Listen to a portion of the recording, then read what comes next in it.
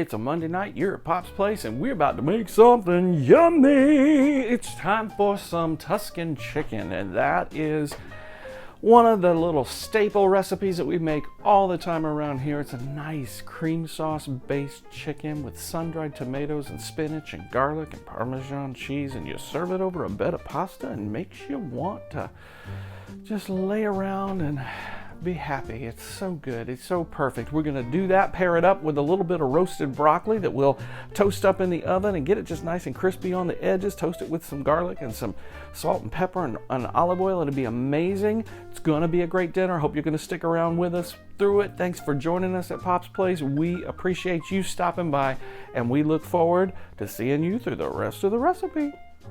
The wonderful ingredients that go into our Tuscan chicken, we've got a couple of skinless, boneless chicken breasts here. That's pretty nice. We've got our heavy cream. That's always a staple in any cream-based recipe.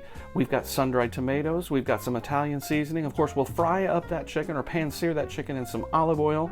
We've got minced garlic because I'm lazy and I don't want to mince it myself. We have chicken broth, yay, and then my seasoning blend of salt, pepper, and garlic powder.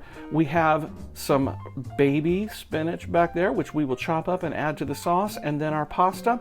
Of course, on the side, you're not seeing it, but we're going to toast up some broccoli, and that will be served all together with a nice salad, and we're going to have a great meal tonight. I hope you're going to stick with us while we cook this delicious Tuscan chicken. Y'all, I'm not going to lie to you. I've had a bit of an emotional week this week. My favorite cutting board bit the dust. It was such a sad day. Beautiful marble cutting board, and away it went. So I guess I'll have to do a GoFundMe to get me a new cutting board. Not true. I'll just buy one. But you know what I'm saying. Anywho, basically what I'm doing is just trimming off some of this excess fatty business off of the chicken breasts, and I've left these partially frozen. The main reason is you're going to find that they are easier to cut down the middle when they're frozen. Now, yes, it's a little bit more of an effort, but you get a more solid piece whenever you do it this way. So I like to keep them frozen. And I cut just a little bit of that fat off, and we'll throw it in the garbage area over there at the sink. This one may be a little more difficult. Make sure we get it. I'm going to go ahead and cut through this chicken breast as well. You always want a sharp knife. You always want to be careful cutting meat like this because you can actually cut yourself. So pretty much that's it for preparation. I take 2 chicken breasts and I cut them down the middle till they're approximately the same thickness. Maybe some a little thicker than the others. We'll just let those cook a little longer. First, we're going to pan-sear the chicken and get it ready so that we can just kind of set it aside. Then we'll create the sauce, add the chicken back to it, and then we'll boil pasta and be ready for our dinner. It's gonna be a delight. First things first, I'm going to do a couple of turns of olive oil in the pan. Not too big a deal. Just get some oil in there so that the chicken's not making direct contact with the pan. The other thing that I'm going to do is I'm going to go ahead and sprinkle salt, pepper, and garlic powder. If you're wondering, this is Paula Deen's old seasoning recipe that she called house seasoning. And it is, basically the recipe is simple. It is 1 cup of table salt, a 1/4 cup of black pepper, a 1/4 cup of garlic powder. You whisk them together. They keep for about 6 months in a jar. And I use it for everything. I use it to, season meat or to season vegetables, whatever I'm doing, I use it, and it makes for a great seasoning. So basically what we're gonna do, I've seasoned one side of these and they are still frozen. That doesn't matter to me because I'm gonna make sure that they cook through, and then if they don't fully cook through, they're going to go in the sauce and they're going to swim in that for a little while, so they will get fully cooked. You don't have to worry about that. The next thing we're going to do is go and prepare some of our other items that have to go into the sauce. So we'll let this fry in the background, or saute in the background as I should say, and while we're preparing some other things. Okay, so one of the things we have to have, we need some sun-dried tomatoes, and these are amazing. Sun-dried tomatoes add just such an amazing flavor. And what I'm going to do is, now they're packed in an oil, so I'm going to go ahead and put these out. I am guesstimating this. I'm not doing precise measures. I'm going to do about 1/2 cup of sun-dried tomatoes based on the size of the jar and what I'm putting out here. And here's the thing, if I get a few too many, I don't care. It's fabulous. I don't even care. It's so good. So once you use these will actually keep in the fridge for quite a while. So basically super easy. These are packed in oil. I'm just going to come along and I'm going to dice these up a little bit. Make sure they're not just strips. I want to really cut them up good. Bring this in together. We're also going to cut up our spinach. And so I'll get that and set it aside. Doesn't really matter if the contents mix because they're all going in the same sauce. So you can hear the chicken frying in the background. And I will clean myself up. But in just a moment, we'll get our spinach and we'll start cutting that. That's a triple wash spinach, so we should be good to go. And then we'll be ready to put together some sauce as soon as the chicken is. We are putting some water on the stove to boil some pasta, and I've just got some pasta ribbons. I believe in well-salted pasta water. There is no reason to have bland pasta when it comes out of that water. So we're gonna boil just standard pasta ribbons, kind of like egg noodles.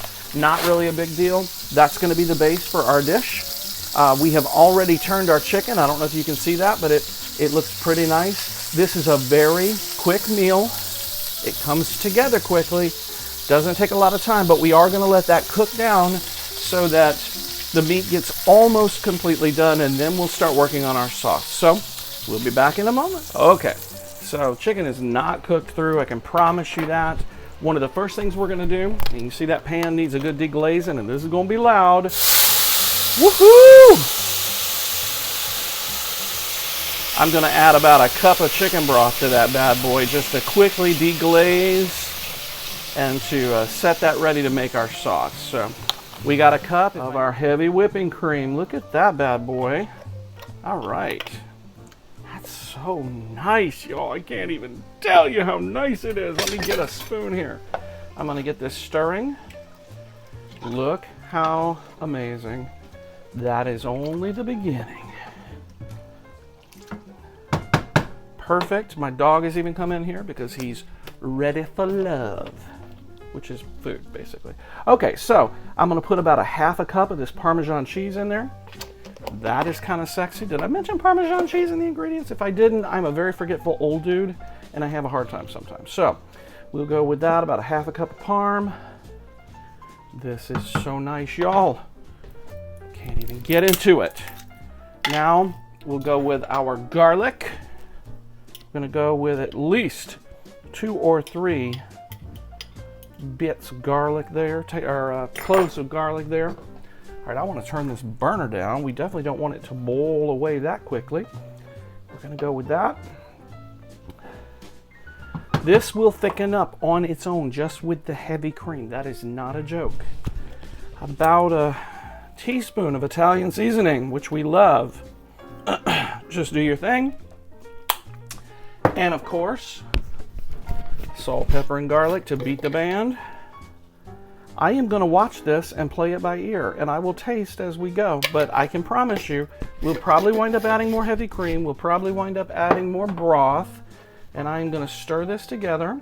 It looks amazing. Now, watch me. I kind of chopped my spinach a little bit. First thing I'm going to do is add these sun-dried tomatoes with their beautiful oil in there. We'll get that in the mix. Y'all, look how sexy this is.